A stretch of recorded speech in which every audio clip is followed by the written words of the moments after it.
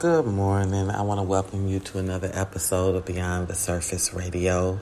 This is your host, Dr. Wanda Evans-Brewer, and yesterday was my relaunch of Beyond the Surface Radio, and I felt like that went really, really well. I was able to talk to you about whether or not single mothers are safe, if this is a safe space for single moms with children. Because you can be a single mom and be an older woman without the burden of children, of little ones. Are they safe coming to Africa because of just a sort of what I consider a bit of a backward thought or a judgmental thought that was shared by my husband? He sort of protested the idea that this woman who's here with 4 children could actually meet someone that would be interested in partnering with her because of the number of children. So I don't know where we're at in that discussion. I know I'll ponder it for quite some time because the year of return has drawn so many to Ghana, and there are a fair share who have children. And let's say that they don't have children. Let's say that they get here and as the result of a relationship, they have children and the relationship dissolves. You know, where does that woman stand? So it's good food for thought, and it's something that I want Westerners who are seeking a better life, a different life, a new life, I want them to consider. See, when you visit these nations, lots of people like to do videos about the food and the culture and the clothes and the music and the dance. And all of that is wonderful. It's absolutely wonderful and intriguing, and it draws you in, and you feel a great connection going through this group's history.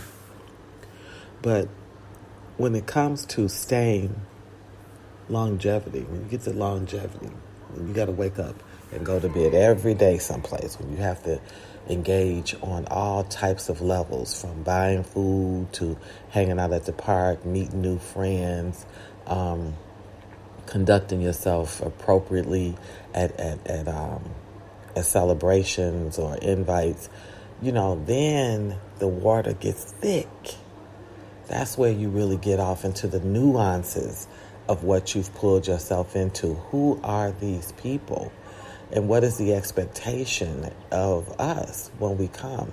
Because one thing the Westerner needs to respect is that for you, this is nostalgic. This is a very, very nostalgic experience. Most of us have come at some point, put Africa on our bucket list, and we stood in our stocking feet, bare feet, and we said, one day I'm going home to the motherland, and I'm going to collect what I lost and build, and they will accept me, and I'll be with my brothers and sisters, and things will be okay.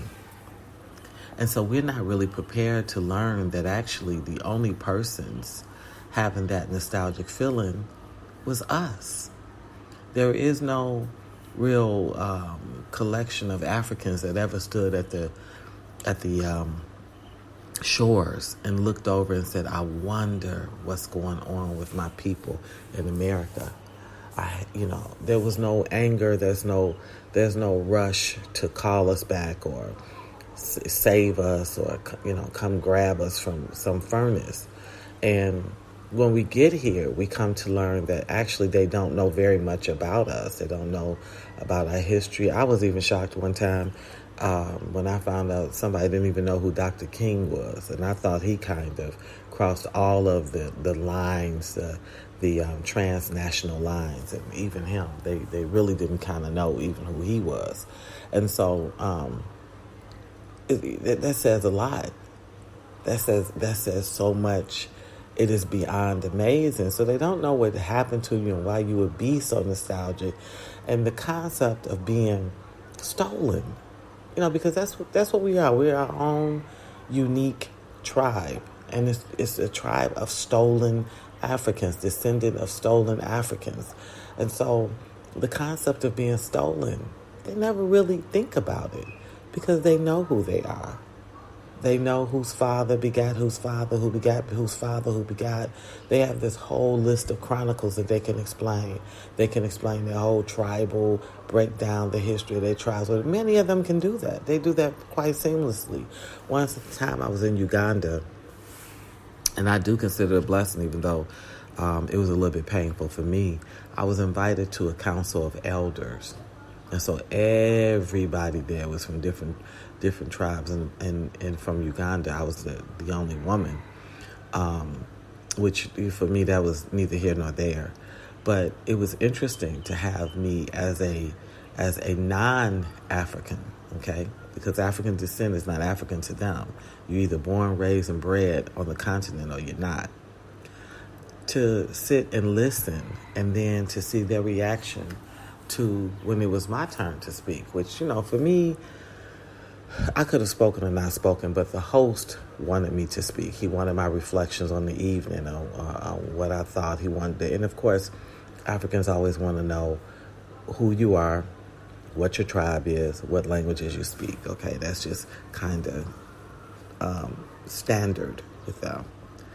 And by the end of it, it was just clear. Like, these guys was going on and on about the history of this, and we moved there, and then there was this group that merged with this group, and then there was this group that conquered this group, and then there was this group that decided to reunite with or dissolve, these ties over these issues.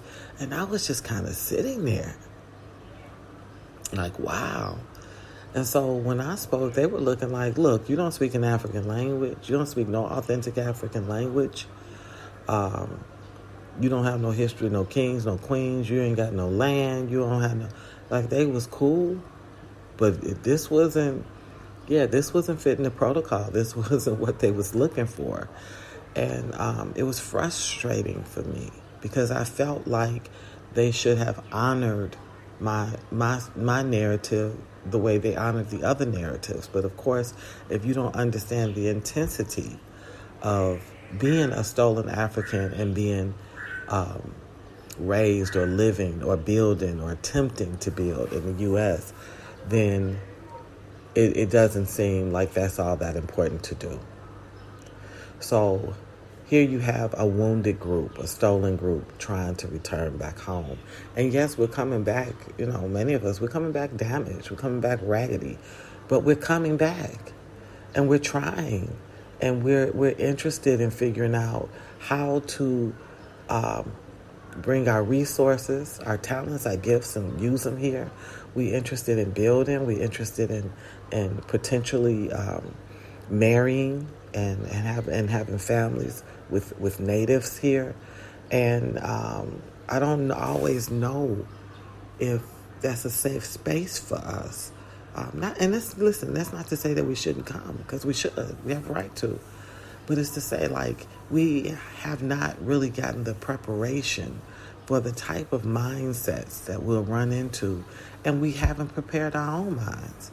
Like, we haven't prepared our own minds to understand this is a people, and they have been doing something one way for centuries and are very comfortable with that, and that we're a people and we've been exposed and know on some levels that things that we just understand differently. I won't say that we know more, but we've been under European thumb.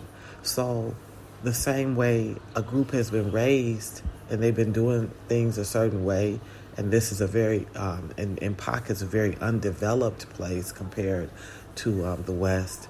We just have things to share and give that oftentimes this group is not necessarily open to receiving. I won't call it stubbornness. I'll just call it, kind of traditionalist and confident that the one way that they've learned it is enough. So those are my thoughts this morning. Again, this is the second show since I'm relaunching Beyond the Surface Radio. I'm sitting here with a cup of coffee. I'm going to drink that coffee and become happy as always. And until we meet again, be safe in God's grace.